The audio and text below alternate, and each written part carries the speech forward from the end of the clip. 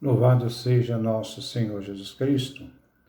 Vamos fazer nosso comentário ao Evangelho de São Mateus, 92º encontro, Mateus capítulo 26, versículo 36 a 46. Ouçamos nossa leitura. Então Jesus foi com eles a um lugar chamado Getsêmani e disse aos discípulos: Sente-se aqui enquanto eu vou até ali para rezar. Jesus levou consigo Pedro e os dois filhos de Zebedeu, isto é, Tiago e João, e começou a ficar triste e angustiado. Então disse a eles: Minha alma está numa tristeza de morte. Fique aqui e vigiem comigo.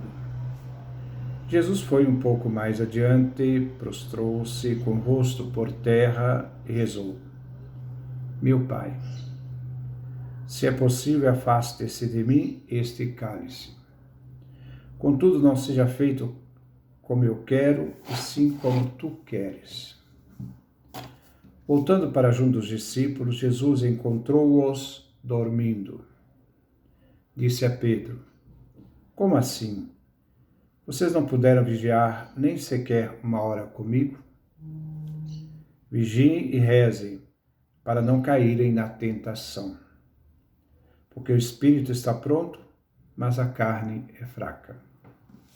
Jesus afastou-se pela segunda vez e rezou: Meu Pai, se este cálice não pode passar sem que eu beba, seja feita a tua vontade. Ele voltou de novo e encontrou os discípulos dormindo, porque seus olhos estavam pesados de sono. Deixando-os, Jesus afastou-se e rezou pela terceira vez, repetindo as mesmas palavras. Então voltou para junto dos discípulos e disse: Agora vocês podem dormir e descansar. Olhem, a hora está chegando. Vejam, o Filho do Homem vai ser entregue ao poder dos pecadores. Levantem-se, vamos, aquele que vai me trair já está chegando. Essa é a nossa leitura que nós vamos refletir. Vamos então ao comentário. Versículo 36. Então Jesus foi com eles a um lugar chamado Getsêmani e disse aos discípulos: Sentem-se aqui enquanto eu vou até ali para rezar. Getsêmani é um lugar no Monte das Oliveiras. Num determinado momento da vida de Jesus, ele toma conhecimento do seu fim trágico. Ele pede a Deus para ser libertado da morte, mas ao mesmo tempo ele irá aceitar e realizar a vontade do Pai. Jesus, perturbado pela sua morte iminente, escolheu o caminho do Messias sofredor, do Cristo sofredor, fraco, rejeitado pelo povo. Ele experimenta no Getsêmani a violenta reação da sua realidade humana, que estava voltada para o amor à vida. Mas Jesus decide em fazer a vontade do Pai, entregar-se ao Pai. Jesus não amou a morte enquanto tal, mas Jesus amou a vida e preferiu sua doação total, colocando-se nas mãos daqueles que o matariam. Eles irão colocá-lo na cruz. Jesus vai rezar. Pede aos discípulos que permaneçam no lugar enquanto ele se colocará em oração. Jesus abandona por um momento os discípulos, porque ele sabe que eles não poderão seguir o caminho que Jesus seguirá. Versículo 37. Jesus levou consigo Pedro e os dois filhos de Zebedeu e começou a ficar triste e angustiado. Jesus escolheu 3 discípulos, Pedro, Tiago e João. Esses 3 estão presentes também na transfiguração de Jesus. Esses 3 foram os primeiros chamados por Jesus ao discipulado. Aqui faltou André. Tiago e João, com sua mãe, buscaram o primeiro lugar no reino dos céus. Os três tiveram dificuldade de entender Jesus sofredor. Agora os três são levados por Jesus. Na sua oração, Jesus começa a sentir tristeza, a ficar angustiado. Entre a realidade humana, que se defronta com o futuro morte, e a vontade do Pai. Alguns comentaristas admitem aqui dois relatos. O primeiro centra na fidelidade de Jesus ao propósito do Pai. E o outro relata o motivo da necessidade de orar e vigiar, a fim de superar as crises de fé. A tristeza e a angústia revelam o abatimento de Jesus diante da morte, que Mateus aqui nos relata. Versículo 38. Então disse a eles: minha alma está numa tristeza de morte. Fiquem aqui e vigiem comigo. Jesus dizer, minha alma está com muita tristeza, é uma citação do Salmo 42, dos versículos 5 a 11, e o Salmo 43, versículo 5. O salmista recorre a Deus buscando ser libertado dos inimigos, diante do silêncio divino. Jesus se coloca entre os justos sofredores que clamam a Deus, ao Pai. A angústia, a tristeza de Jesus é sublinhada pela morte que está por vir. Jesus vem torturado por uma tristeza mortal. Versículo 39. Jesus foi um pouco mais adiante, prostrou-se com o rosto por terra e rezou: meu Pai, se é possível, afaste-se de mim este cálice. Contudo, não seja feito como eu quero, e sim como tu queres. Jesus reza sozinho. Ele cai com o rosto por terra, que é uma posição bíblica comum para orar e se colocar em contato com o divino, expressando uma posição de angústia. A oração de Jesus é para não enfrentar a morte por meio da cruz.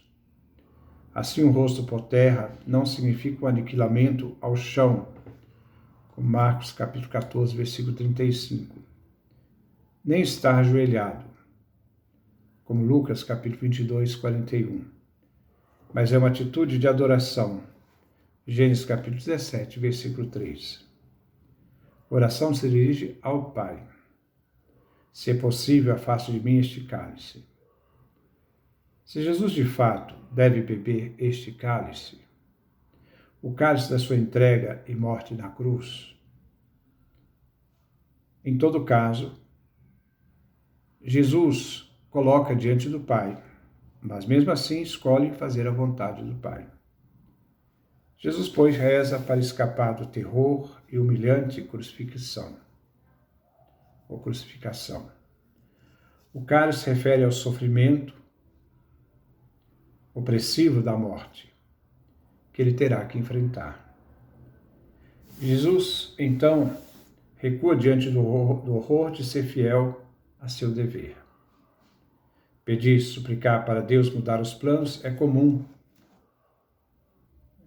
Não se trata de uma atitude desleal na tradição bíblica, como encontramos na passagem de Moisés, Êxodo capítulo 32, versículo 10 a 14, Ezequias, segundo livro de Reis, capítulo 20, do versículo de 1 a 6, ou Judas, 1 Macabeus, capítulo 3, versículo 58 a 60. Jesus vai se resignar de fazer a vontade divina e se lança totalmente nesta vontade. Não seja o que eu quero, mas é o que tu queres. Para muitos cristãos, o fato de Jesus ter aceito a vontade do Pai é um escândalo, visto que a vontade do Pai requer de Jesus uma entrega total nas mãos dos seus inimigos, de não agir fugindo da cruz, mas aceitando-a, de não se revoltar, mas como cordeiro manso que vai ao matador. Prefere-se ver Jesus forte, a comunidade prefere ver Jesus forte e não fraco, mas é na fraqueza que Deus revela a sua força. Versículo 40. Voltando para junto dos discípulos, Jesus encontrou-os dormindo.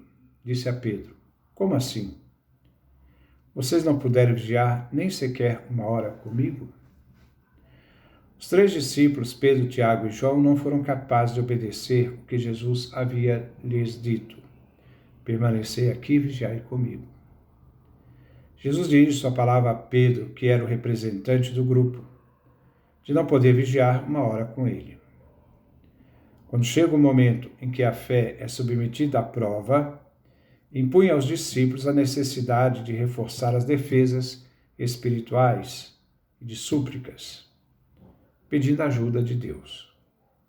Diante da fragilidade humana, se não vigiar a queda, ela pode se tornar fatal. Versículo 41.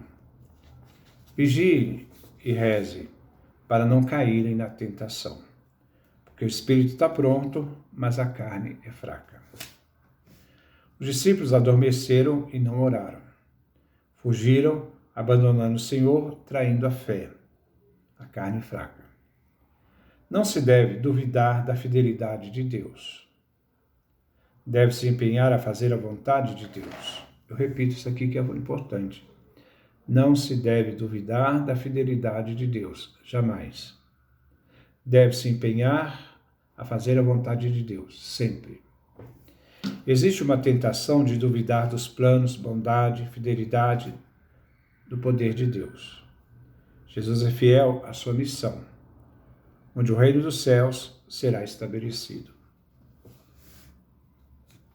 pela perseverança de Jesus.